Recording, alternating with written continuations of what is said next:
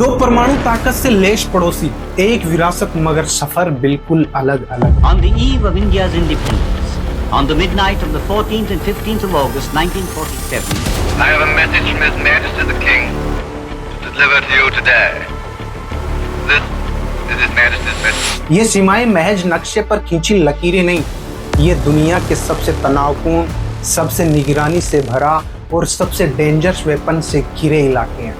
भारत और पाकिस्तान नाम सुनते ही दोस्तों क्या फ्लैश होता आपके दिमाग में? बॉलीवुड का जादू या क्रिकेट का दीवानापन?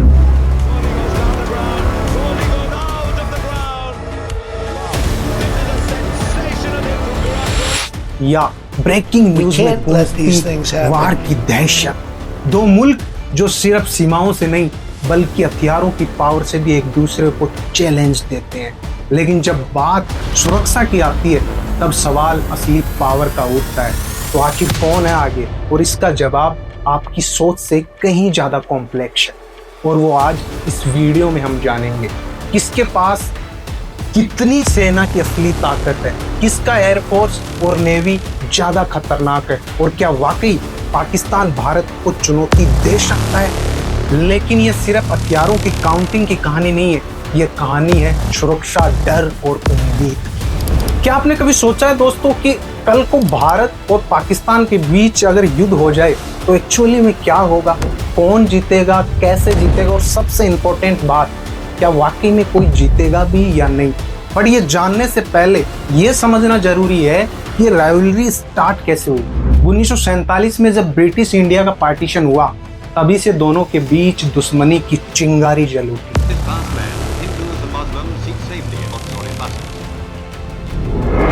तब से लेकर आज तक 4 मेजर वार्स हो चुकी हैं। 1947, 48, 1965, 1971 और 1999 का कारगिल वार। हर वार के बाद सिचुएशन और कॉम्प्लेक्स होती गई। लेकिन यहाँ एक इंटरेस्टिंग ट्विस्ट है। 1948 में दोनों कंट्रीज ने न्यूक्लियर टेस्ट किए। उसके बाद आयरोनिकली फुल स्केल वार कम हुई और इसका सबसे बड़ा रीजन है अब स्टेक्स बहुत हाई है। आज 2025 में ग्लोबल फायर पावर इंडेक्स के अकॉर्डिंग इंडिया दुनिया की 4th मोस्ट पावरफुल मिलिट्री है और पाकिस्तान 12th पर। बट वेट, इसका मतलब ये नहीं कि स्टोरी इतनी सिंपल है, क्योंकि मिलिट्री पावर सिर्फ नंबर का गेम नहीं है। ज्योग्राफी, स्ट्रेटजी, एलीज, इकोनॉमी सब कुछ मैटर करता है। और सबसे इम्पोर्टेंट बात, न्यूक्लियर डिफेंस, जिसके बारे में मैं वीडियो में आगे बताऊंगा। शुरू करते हैं मैन पावर से। भारत के पास है 14.6 लाख एक्टिव पर्सनल। यह दुनिया की 2nd लार्जेस्ट एक्टिव आर्मी है चाइना के बाद। प्लस 11.5 लाख रिजर्व्स हैं और 25 लाख पैरामिलिट्री फोर्सेस। पाकिस्तान के पास है 6.5 lakh active troops, 5.5 lakh reserves और 5 लाख पैरामिलिट्री। नंबर्स में क्लियरली इंडिया आगे है। पर दोस्तों यहाँ सोचने वाली बात है कि पाकिस्तान की आर्मी बहुत एक्सपीरियंस है। अफगानिस्तान बॉर्डर पर कंटिन्यूअस ऑपरेशन, काउंटर टेररिज्म, ये सब फैक्टर इंपॉर्टेंट है। सोचो एक फरारी और एक मोटरसाइकिल रेस ट्रैक पे खड़ी है। ताकत और स्पीड फरारी के पास है, लेकिन अगर मोटरसाइकिल का राइडर बहुत एक्सपीरियंस और स्किलफुल हो तो अपनी चालाकी और टाइमिंग से फरारी को भी पीछे छोड़ सकता है। लेकिन अब असली सवाल ये है कि इस रेस में फ्यूल कौन ज्यादा भर रहा है। और यहीं पे एक ट्विस्ट। इंडिया का डिफेंस बजट है अराउंड $78 बिलियन, पाकिस्तान का अराउंड $9 बिलियन। लेकिन दोस्तों नंबर्स हमेशा पूरी कहानी नहीं बताते। यहाँ एक माइंड ब्लोइंग रियलिटी है जो आपको शॉक कर देगी। पाकिस्तान अपने जीडीपी का परसेंट वाइज ज्यादा डिफेंस पे खर्च करता है।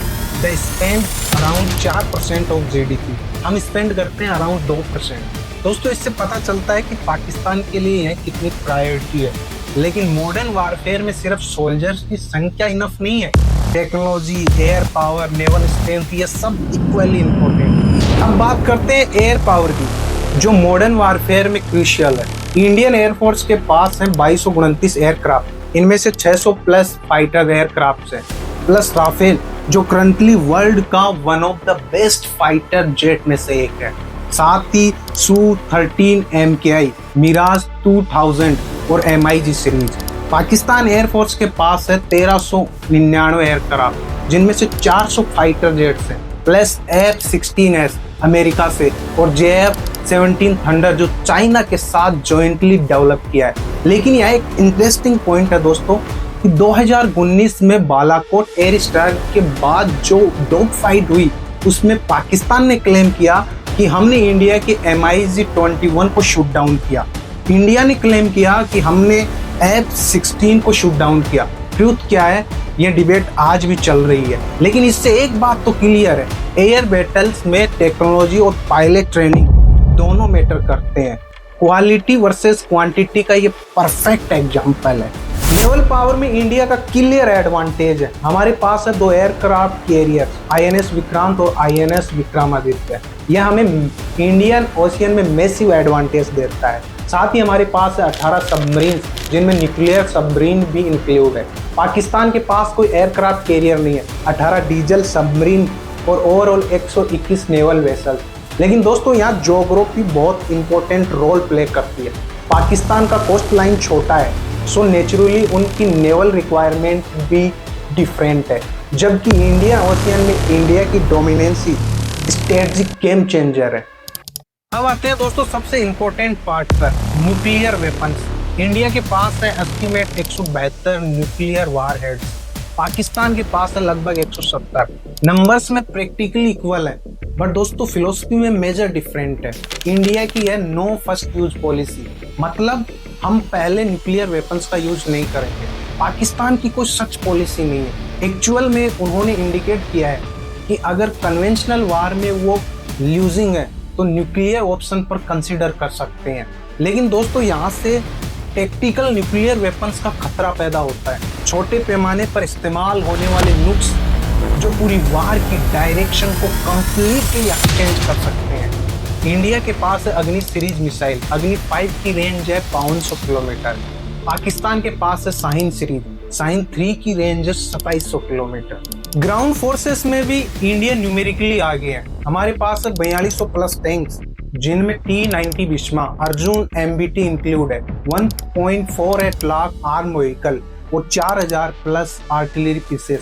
पाकिस्तान के पास है 2600 प्लस टैंक और competitive artillery around 4000 pieces.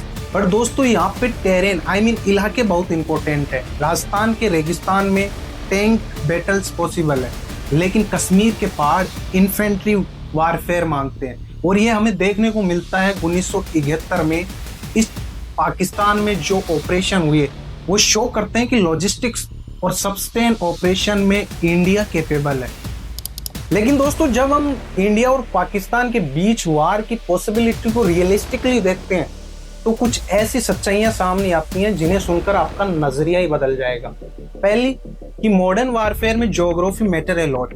India Pakistan border mostly mountain या डेजर्ट है, यह ट्रेडिशनल टैंक बैटल को डिफिकल्ट बनाता है। दूसरी बात कि दोनों कंट्रीज न्यूक्लियर आर्म्ड है। इट मीन्स कि फुल स्केल कन्वेंशनल वार की पॉसिबिलिटी बहुत कम है, क्योंकि कोई भी साइड जब लूजिंग पोजीशन में आएगी तो न्यूक्लियर एस्केलेशन का रिस्क होगा। तीसरी बात कि इंटरनेशनल कम्युनिटी USA, रसिया, चाइना कभी भी न्यूक्लियर वार अलाउ नहीं करेगा। चौथी और सबसे इम्पोर्टेंट बात कि वार में कोई विनर नहीं होता, स्पेशली न्यूक्लियर आर्म कंट्रीज के बीच। Economy cost, human cost, environmental impact सब कुछ डेवास्टेटिंग होगा।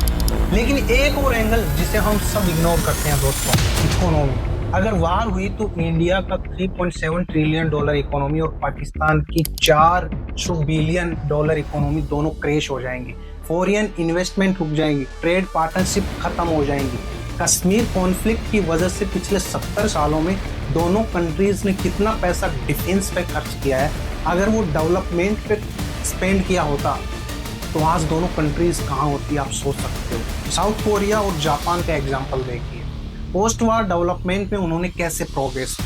वहीं पोटेंशियल इंडिया और पाकिस्तान में भी है, बेशर्त कॉन्फ्लिक्ट रिसॉल्व हो जाए। दोस्तों ये सिर्फ इंडिया पाकिस्तान का मैटर नहीं है, रीजनल इम्प्लीकेशन बहुत बड़े हैं। चाइना फैक्टर, अगर इंडिया पाकिस्तान वार होगी तो चाइना डेफिनेटली इन्वॉल्व होगा। 2 फ्रंट वार इंडिया के लिए बहुत चैलेंजिंग होगा। अफगानिस्तान सिचुएशन, पाकिस्तान बॉर्डर पर इंस्टेबिलिटी इंडिया के लिए इनडायरेक्टली थ्रेट है। ईरान, सऊदी अरब, UAE सब कंट्रीज के इंटरेस्ट्स इन्वॉल्व है। ये पूरे साउथ एशिया की स्टेबिलिटी को इफेक्ट करेगा। 1.5 बिलियन लोगों की लाइफ इम्पैक्ट होगी। दोस्तों फ्यूचर वारफेयर कन्वेंशनल वारफेयर नहीं होगा। Cyber attacks, space warfare, AI weapon सब फैक्टर हैं जो ट्रेडिशनल मिलिट्री कंपैरिजन को आउटडेटेड बना रहे हैं। और ये मेरे previous video the evolution of weapons में आप देख सकते हो, लिंक डिस्क्रिप्शन में है।